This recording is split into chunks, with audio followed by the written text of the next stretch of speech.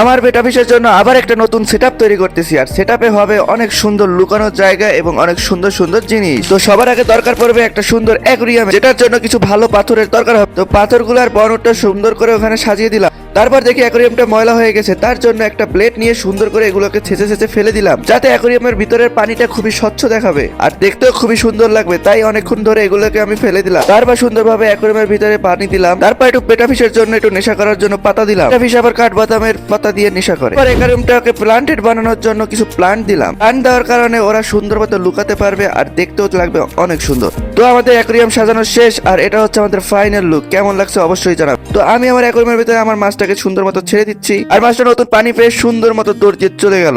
আর আমাদের কাছে ছিল সেই মিষ্টি আলু, আর মিষ্টি আলুটা আমি এখানে নিয়ে আসছি কারণ মিষ্টি আলুটা দেওয়ার কারণে ও আরো লুকানোর জায়গা পাবে আর ও দেখতেও লাগবে খুবই সুন্দর। তো কেমন লাগছে অবশ্যই বলবেন, আর সবাই মাশাআল্লাহ বলবেন। আর ও দেখেন কত সুন্দর অ্যাক্টিভ হয়ে গেছে এখানে এসে। তো সবাই ভালো থাকবেন, আর আমার চ্যানেলটাকে অবশ্যই লাইক, কমেন্ট, শেয়ার এবং সাবস্ক্রাইব করে পাশে থাকবেন, যেন এমন নতুন নতুন ভিডিও আপনাদের প্রতিনিয়ত দিতে পারি। তো সবাই ভালো থাকবেন, আল্লাহ হাফেজ।